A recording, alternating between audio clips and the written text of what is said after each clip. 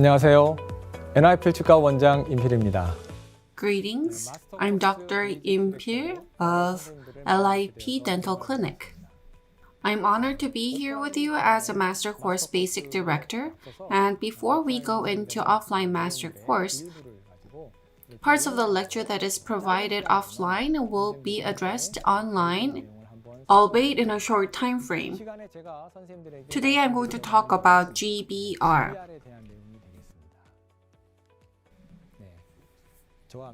Let's look at basics. The definition of GBR.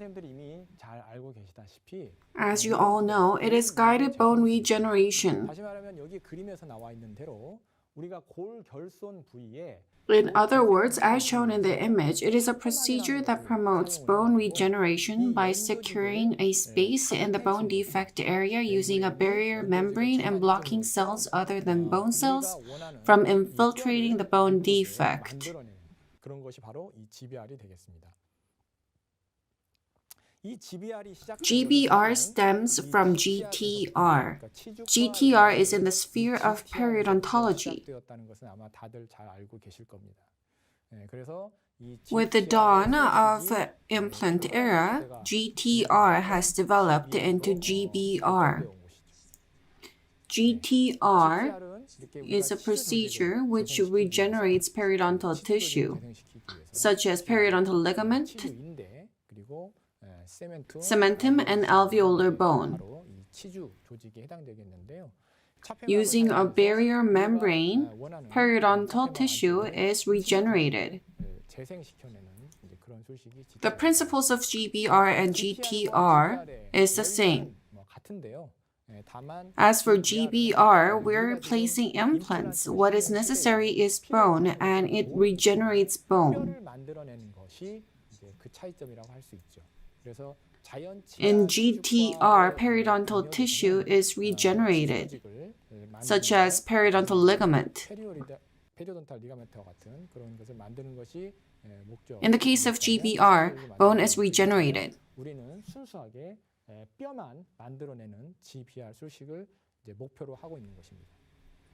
There are important factors in regenerating bone. There are three important factors. First is maintaining space for osteogenesis. Second is to stably manage blood clots. In order to do this, there needs to be good blood supply. That is very important.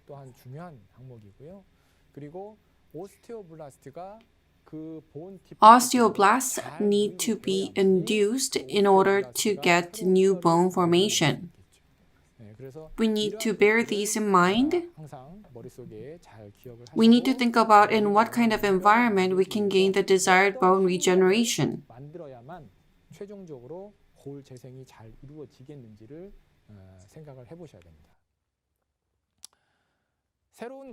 For new bone formation, among the different factors that play in, if you look at the first, maintenance of space, in order to get the new bone formation, we need to be able to protect the space from external pressure. Bone is not generated within a couple of days. It is generated over an extended period of months. If there is collapse or other issues, then the desired bone may not result. In order to get good osteogenesis, maintaining space is essential.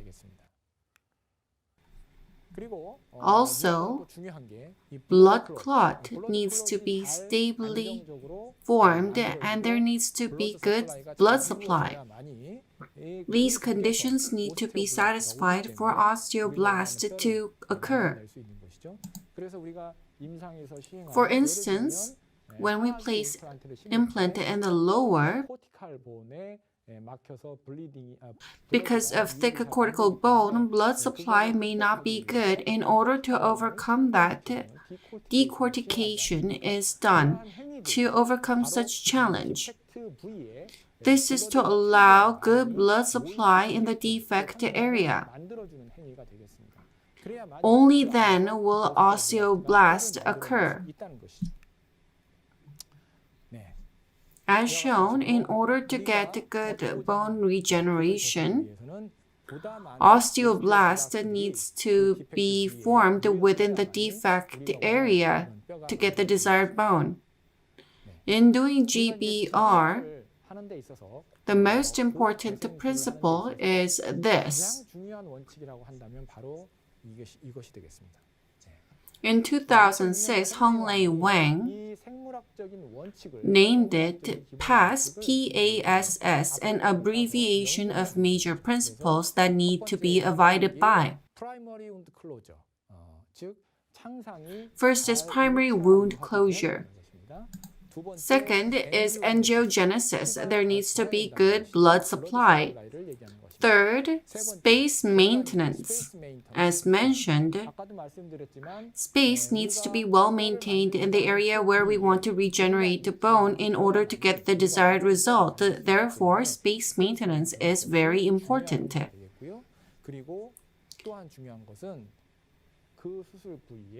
Blood clots or bone graft material needs to be stably maintained. Implant fixation itself is not the end. We need to get good implant fixation as well as bone graft and blood clot stability. Primary wound closure. There are many factors to consider, including incision to get tension-free wound closure. Incision and suture is the start and end of surgery, and it determines the final result of GBR. Therefore, when beginning surgery from incision stage, you need to make many considerations and put some thought into it. There's crestal design and paracrestal incision. This incision is made away from the crest of natural tooth and can be made either lingually or buccally. And there's vertical incision. Depending on a different incision design, you can get different results. So therefore, the surgeon needs to put some thought into it and determine which incision to use. If you take a look at the image, in the bone defect area, non-resorbable membrane has been used for GBR. In certain cases, non-resorbable membranes can be used. In other cases, resorbable membrane can be used as well. Or you can use titanium mesh, like OsBuilder from OSDEM.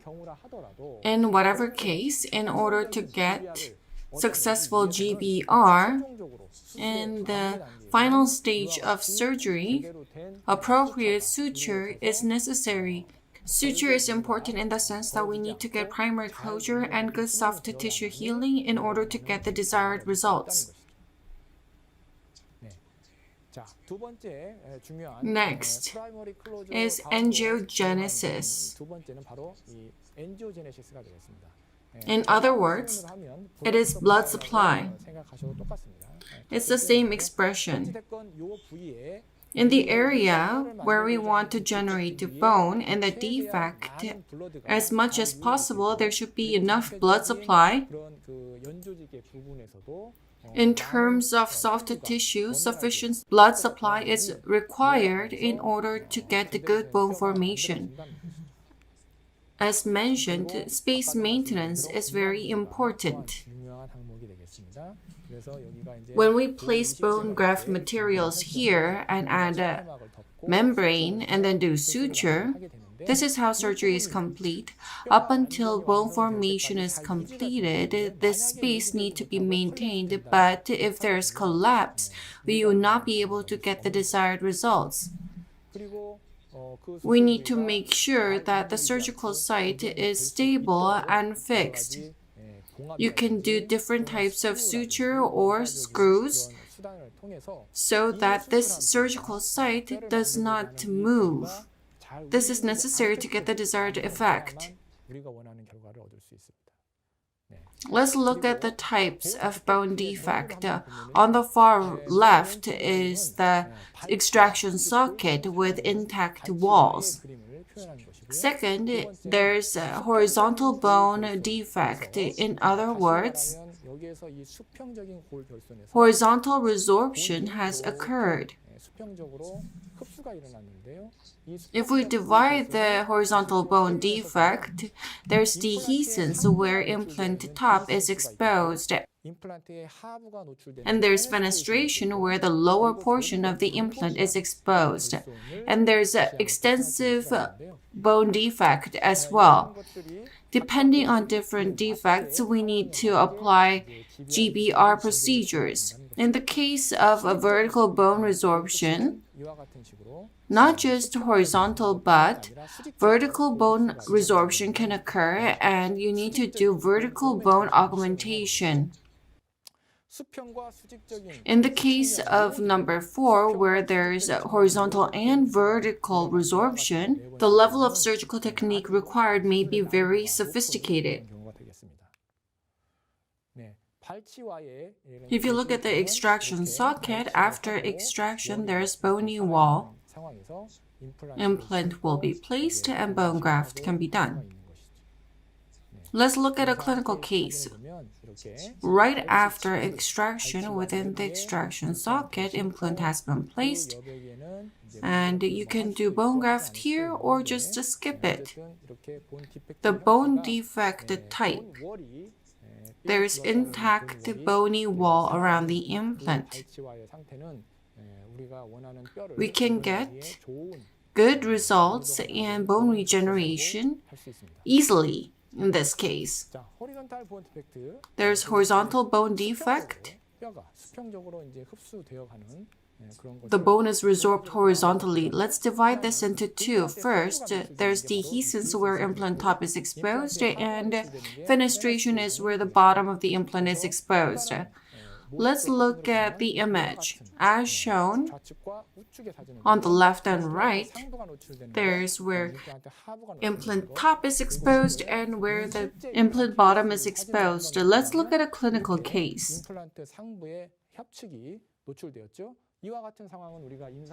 The buccal side of the implant top is exposed. We can see this very frequently clinically, and the implant bottom is exposed. There's fenestration. When you do surgery, the fenestration defect is much easier to treat compared with dehiscence defect.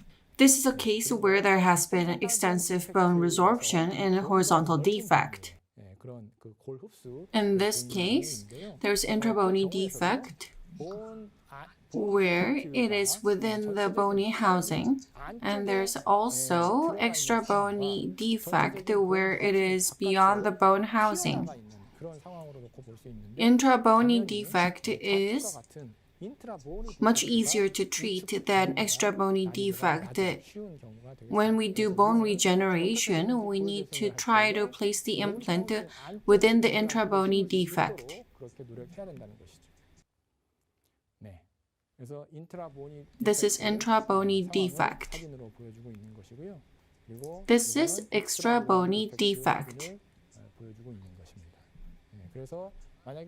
If the implant is beyond bone housing, then space maintenance becomes even more important. This is vertical bone defect. And this is an extensive case where there is horizontal and vertical bone resorption. In this case, it will require extremely high surgical skills. It will be very difficult to treat. Let's look at the thickness of the surrounding bone. Yes, of course, if there's more bone around the implant, that'll be optimal, but at least on the buccal side, there needs to be 1.5 millimeter, and on the lingual side, there needs to be 1 millimeter of bone. In that way, we'd be able to place the implant and proceed with surgery more easily. Or else we would need to do GBR or other procedures to augment bone. If there's lack of bone on the buccal side, GBR needs to be performed. When you do GBR, you need to consider that the grafted area can be resorbed as well. Therefore, overgraft is necessary. Mesiodistally, the bone around the implant should be 1.5 millimeter at least between natural tooth and implant in order to avoid bone resorption. The inter-implant distance should be at least 3 millimeters in order for the bone to be maintained. The figures that have been mentioned are based on external type implant, and the figures may go down in the case of internal submerged type implant. In general, in order for it to be considered safe, there needs to be at least 3 millimeter of distance.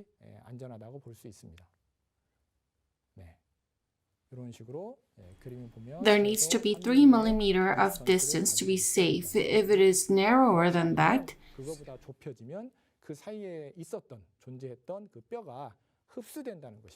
then bone in between can be resorbed. In order to prevent this kind of situation, when you place implants, you need to make appropriate considerations. You need to adjust the inter-implant distance. If the buccolingual bone height is different, you need to place the implant 1 or 2 millimeters below, considering the biologic width at the line connecting the bone peak. Implant needs to be placed deep. That is the general standard.